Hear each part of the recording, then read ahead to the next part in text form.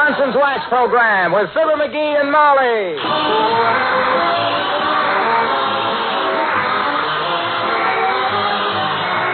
The makers of Johnson's Wax products for home and industry present Fibber McGee and Molly with Bill Thompson, Gail Gordon, Arthur Q. Bryan, and me, Harlow Wilcox. The script is by Don Quinn and Phil Leslie. Music by the King's Men and Billy Mills Orchestra.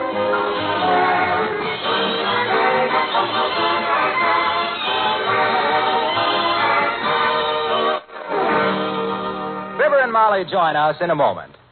The old saying, an ounce of prevention is worth a pound of cure, certainly is true when it comes to wood floors. Neglected floors soon become so shabby and unattractive that they have to be refinished.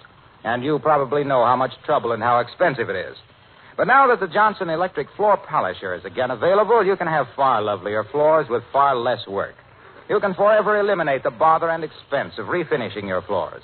All you do is flick the switch of the Johnson Electric Floor Polisher and then just guide it around the room. Why, you can polish every floor in your home in a fraction of the usual time. So plan now to care for your floors the modern, inexpensive way with the Johnson Electric Floor Polisher.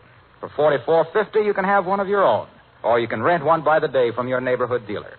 Remember, Johnson's Paste Wax to save your floors and the Johnson Electric Floor Polisher to save you work. They're the perfect combination to bring out the beauty of your home. Look on the bright side, shine up the right side, bring out the beauty of the home.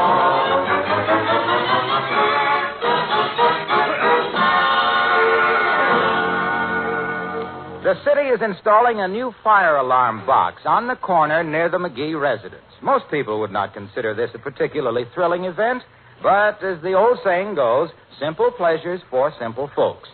And here is one of Wistful Vista's simpler folks telling his wife about it. As we meet Fibber McGee and Molly.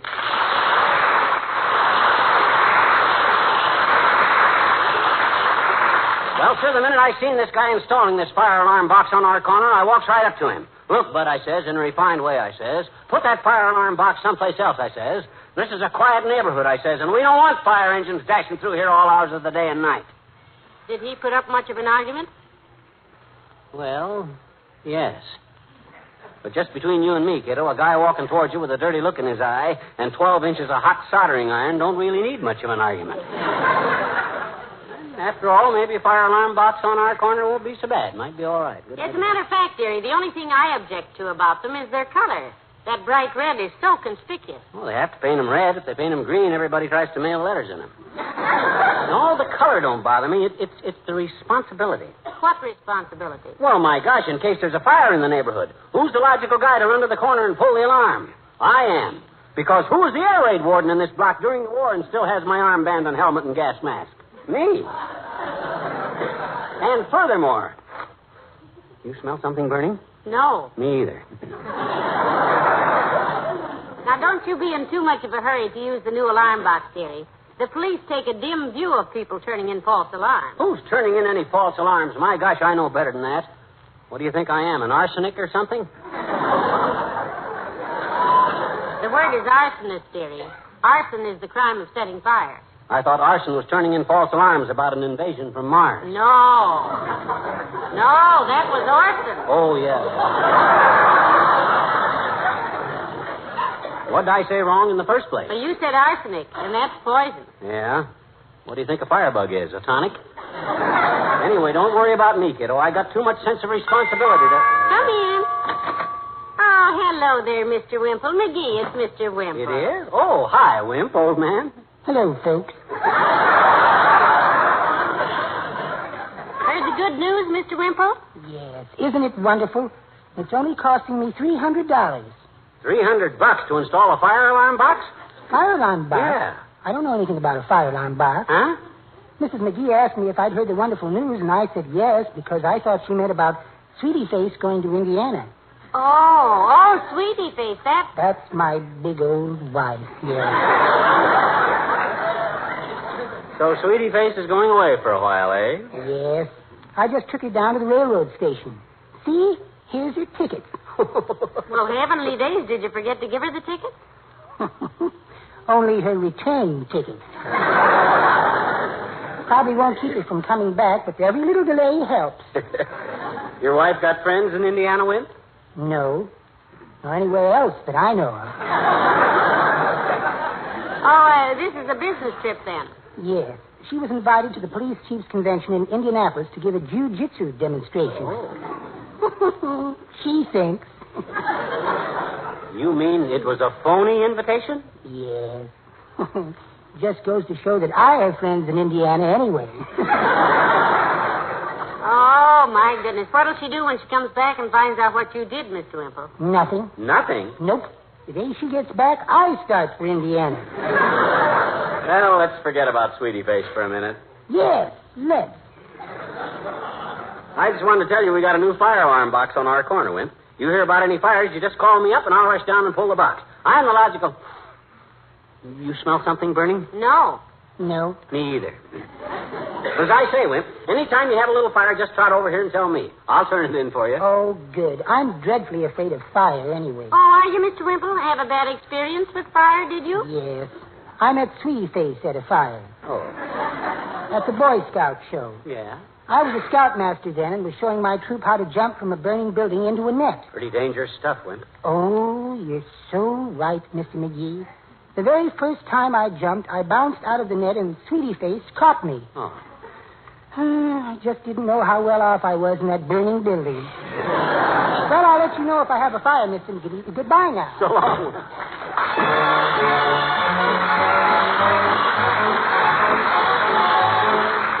Billy Mills in the orchestra and that feathery feeling.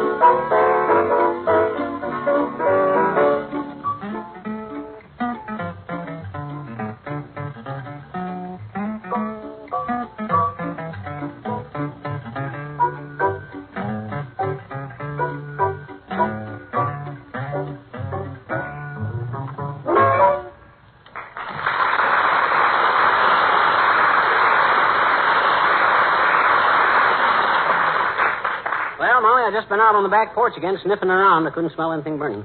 But the minute I do, I'll be down at that alarm box like a cat. Sweetheart. Huh? My mother used to tell me that no marriage was really a success until love ripened into friendship. That's right. Ours has. Mm-hmm. But don't strain it. You just keep your chubby little hands off of that fire alarm box, because outside of that... Come in. Oh, it's Mr. Williams, the weatherman, McGee. Hello, Mr. Williams. Hello, Mrs. McGee. Hello, McGee. Hi, Fogg. A lovely weather we've been having, if you'll pardon my mentioning it. You guys at the Weather Bureau get pretty smug about a spell of good weather, Foggy. I'd like to inform you that this good weather is partly my doing. How do you figure that, McGee? A good question. Look, you see that barometer on the wall there? Yes. You see the little brass knob in the middle of it so you can set the movable hand? Yes. Well, I've had that hand set to fair and warmer for 3 weeks.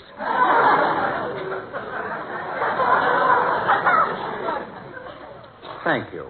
Oh, well, shucks, forget it. I'm glad to help. Wouldn't it be wonderful if everybody cooperated like that, Mr. Williams? Yes. Reminds me of a weather station I once helped to install near Petoskey, Michigan. Oh, that's just south of Mackinac, ain't it? Up there they call it Mackinac. Oh, yes. Yes, we drove up there once with friends in their catalog. So what happened up there, Fogg? Well, we were compiling data on the weather in the Lake Superior region and had established a weather station in an abandoned lumber camp. Yes? And one day, Waters started coming into my tent. Rain waters or river waters? Herman Waters, our cook. Oh. He came into the tent waving a cleaver. Immediately, I saw red. Angry, No. I mean, I saw Red Murphy, one of our construction men. He was feeling pretty rocky at the time. Well, I should think he would with all that excitement going on. You should think he would what? Feel kind of rocky. It wasn't kind of rocky. It was pretty rocky. Pretty Rocky was our pet bull terrier. Oh. He used to feel him every morning to see if he had any foxtails in his ears. Well, as he was feeling pretty rocky, the cook went out again and left in a tizzy. In a tizzy? Yes. That's what we called our old Model T, the Lynn Tizzy. Oh. Because it ran best backwards. Anyway, after he'd left in the tizzy, I sat down to dinner and ate heartily. I suppose hardly was a rabbit you'd been saving for an emergency. I'm beginning to catch on to this, you see. I beg your pardon. Oh, Mr. Williams, you said you ate heartily. What was heartily, a rabbit or a chicken? Yeah. There must be some misunderstanding here. Eating heartily is an old expression meaning to dine well or thoroughly.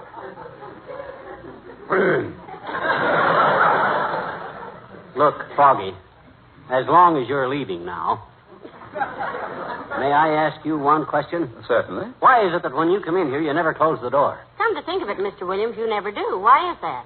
I am a weatherman, Mrs. McGee, and a weatherman always leaves himself a way out.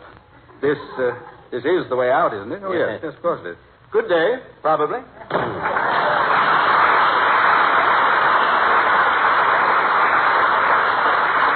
My gosh, I forgot to tell Foggy about the new fire alarm box. Oh, he'll find it. I don't want him to find it. If there's any alarms to be turned in around here, I'm the guy that's supposed to. Hello, Molly. Hello, Mr. Wilcox. Say, pal, you free for luncheon tomorrow? That all depends, Omaha. It's one of them businessmen's barbecues where everybody's busy tying their shoe when the check comes around, except me, because I'm wearing moccasins. No, I ain't free. What's the occasion, Mr. Wilcox? Well, a few men around town are getting together in the interest of boys' clubs. You ever have any thoughts on clubs for boys? Yes, and I'm against them.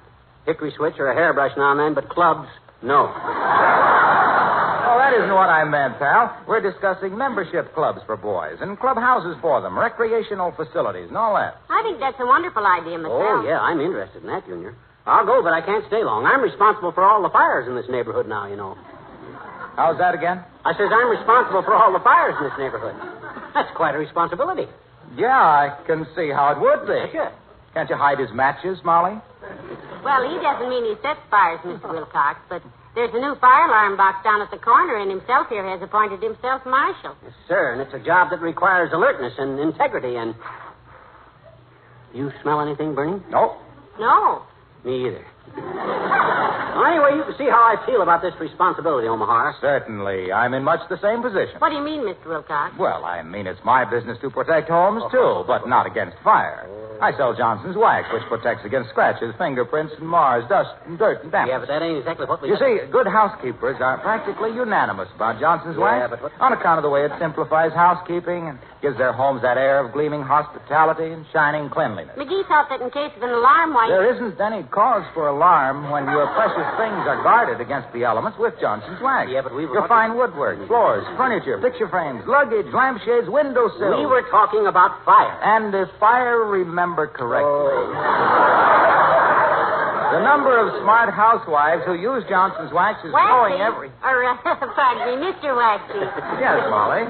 Look, Junior, about this luncheon tomorrow, what's your interest in this boys' club stuff? Oh, didn't you know? Well, it's part of the Boys Clubs of America campaign against juvenile delinquency. Oh? I'm a volunteer deputy probation officer. And you could be one, too. Oh, no, not me, boy. I'm no snooper. You don't catch me peeking in windows and sniffing around people's basements. What are you talking about, pal? We don't do anything like that. I should say not. Probation officers do splendid work, McGee. Probation? Oh, my gosh, I thought he said prohibition. I'll be there, Omaha. Swell. Just ask my cousin, big delinquent Wilcox, about your reservation. So long, Molly. So long.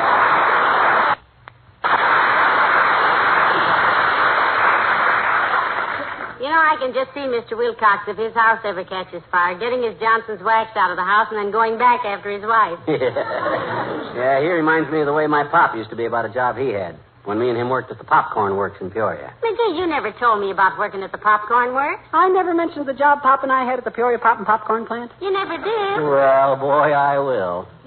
You see, Pop was head popcorn popper at the Peoria Pop and Popcorn plant, and I used to love to watch Pop pop popcorn.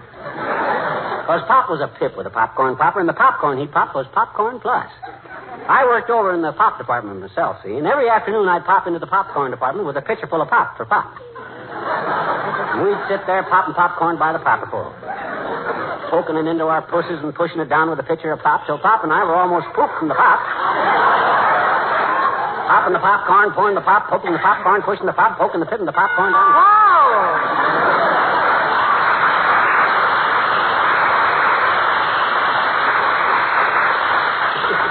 We have company, dearie. Come in. Thank goodness. Oh, it's Dr. Gamble, McGee. Hello, Doctor. Come right in. Thank you, my dear. And good day to you, Marblehead.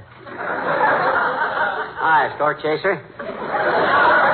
How's everything down at the swab shop these days? Everything is status quo, thank you. Status quo, Doctor? Yes, that's a Latin expression meaning leave the patient lay there till we look it up in the book. We always try... What are you peeking out the window for, Crumble Skull? You neighbors moving in with a better lawnmower than yours? No, and Foggy Williams' lawnmower's good enough for me. I'm just keeping an eye on that new fire alarm box down on the corner, Doc. You see, in case a fire starts, I'm the logical guy in this neighborhood to turn in the alarm. Butterfingers. Huh?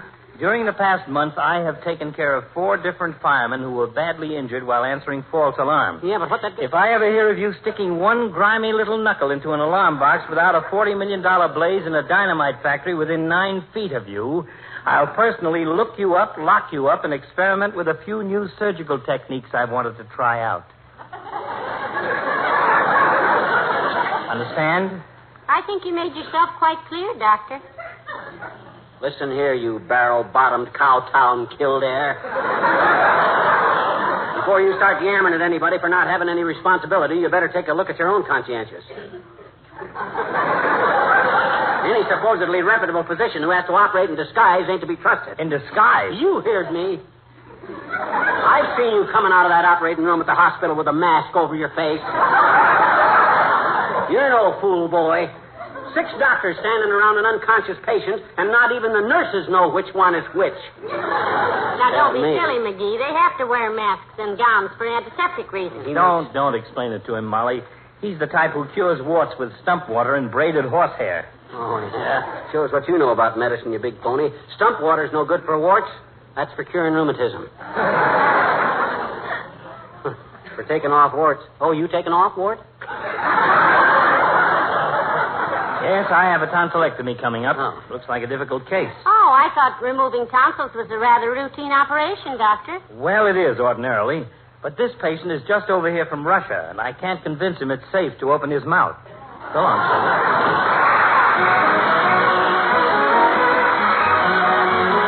The King's Men and the Fireman's Bride. Fireman Charlie McGee, who married in June, wants to be free. He bought a handsome love nest, but his high-flying spouse likes the fire, how she wears a crimson skirt, a fireman's hat, a red flannel shirt. Whee! Clang goes the bell, and she's off, boys, in a cloud of confusion and dirt. Come on, boys, there's a bar.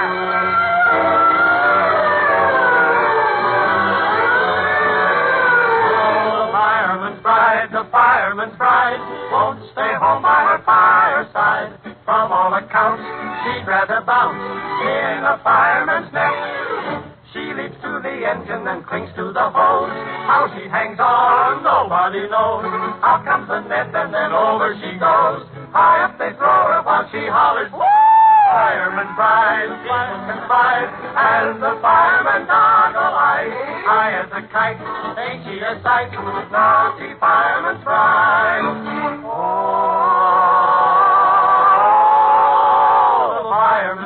The fireman's bride won't stay home by her fireside. From all accounts, she'd rather bounce in the fireman's net. She leaps to the engine and clings to the hose. How she hangs on, nobody knows. Out comes the net and then over she goes. High up they throw her while she hollers. The fireman drives, people confide, has the fireman goggle-eyed. High as a kite, ain't she a sight, roaring around all over town with the fireman's bride. Charlie, wait for baby.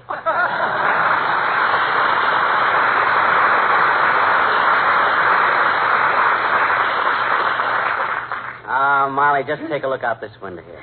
That little fire alarm box looks mighty solid sitting there guarding this neighborhood. Now, for goodness sakes, you get your mind off of that alarm box. Huh? I don't want anything to do with that. Oh, that's a wrong attitude, kiddo. Everybody ought to know about fire alarms. Here, you know what we ought to do? Come on down to the corner with me. Let me show you what to do in case of an emergency. Oh, I don't think Come on, Molly. You ought to know these things. My gosh. You're liable to get a call from somebody up the block sometime that a fire's busted out, and when that happens, you just run down here at this corner. Oh, see? wait a minute, And- dearie. Here comes the old-timer. Hello, Mr. Old-timer. Hello there, kids. Hi, old-timer. Hey, have you seen it yet? Johnny, these tired old eyes have saw everything. I've saw generals run for president and the president run for the generals. I gave Admiral Peary a boost when he shinnied up the North Pole. I unbuttoned Napoleon's coat when he got his hand caught in it. I was right there when Livingston was finally found by Jack Benny.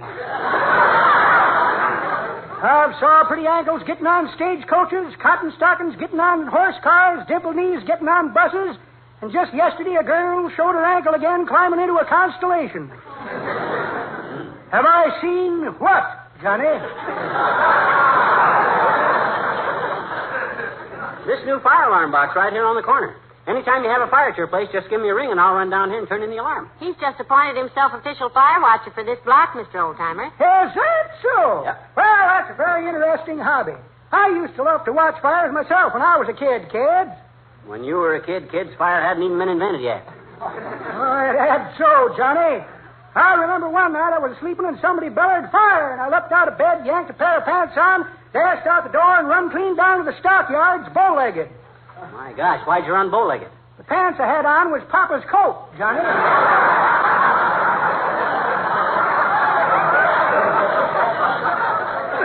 And to top it all off, by the time I got to the fire, it was out. Where was the fire? Our house.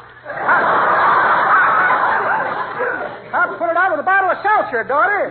Seltzer, eh? That's pretty quick thinking, all right. Yeah, we would have put it out sooner, too, only you kept stopping to throw a twist of lemon peel into it. The whole thing upset Mama pretty bad.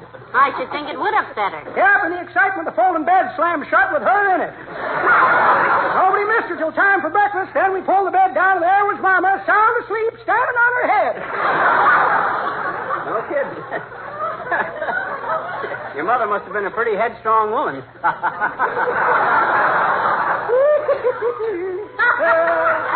That's pretty good, Johnny, but that ain't the way I heard it. Well, I heard it one feller says to t'other feller, say, he says, you see where Dewey threw his hat in the ring in Wisconsin? No, says t'other feller. What happened? Well, says the first feller, they picked it up, dusted it off, and handed it back to him. I'll call you if my jokes get any harder, Johnny. So long.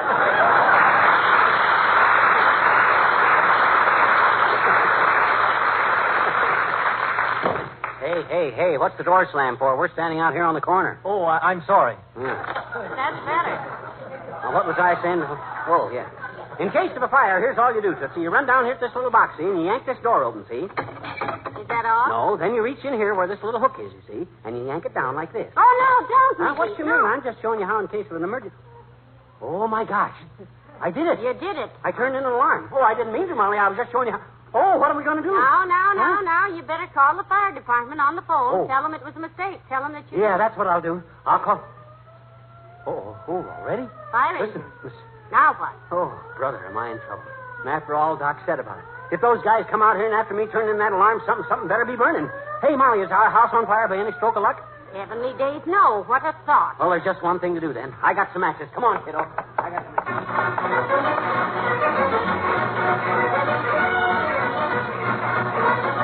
Quick, Mom, quick. Hand me another match. This doggone thing don't want to burn. Oh, dear, I feel terribly guilty, McGee. What do you mean, guilty? I got a right to set fire to my own rubbish pile in my own backyard, haven't I?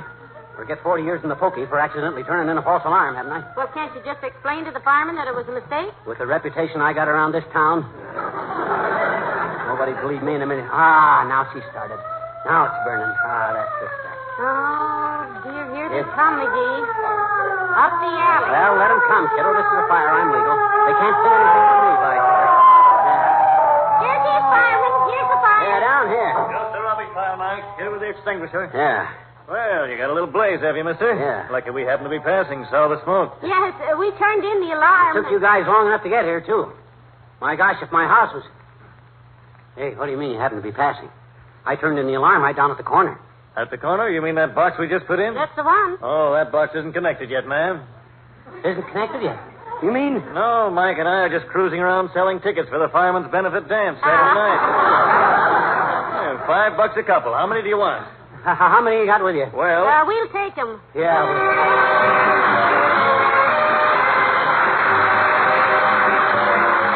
Fibber and Molly return in a moment. Car owners, listen to this amazing offer. A handy, soft, fleecy woolen car dusting mitt of 49-cent value is yours at no extra cost. It's the perfect mitt for wiping off road dust. It makes it easy for you to keep your car looking the way you want it to look. Here's all you do to get this car dusting mitt that fits your hand so perfectly. Just buy a can of Johnson's Car New, the amazing car polish that cleans and shines in one easy operation. The handy dusting mitt is attached right to the can. There's no extra charge, nothing to mail in. Once you've used it, you'll say it's the perfect polishing aid. You can keep that showroom Car New shine sparkling and spotless and keep your hands clean at the same time. The ladies say it's the perfect mitt for household dusting, so better get an extra one for the lady of the house. Remember now, ask your dealer for a can of amazing Johnson's Car New. Your handy dusting mitt will be attached to the can. There's no extra charge. The mitt is yours with a can of Johnson's Car New.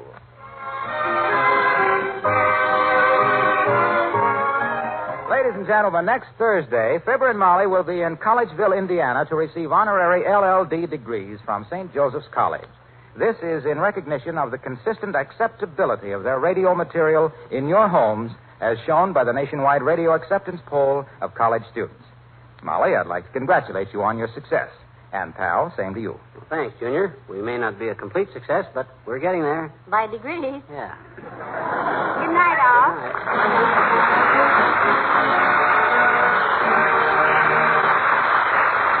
The makers of Johnson's Wax Products, Racine, Wisconsin, bring you Fibber McGee and Molly each week at this time. Be with us again next Tuesday night, won't you?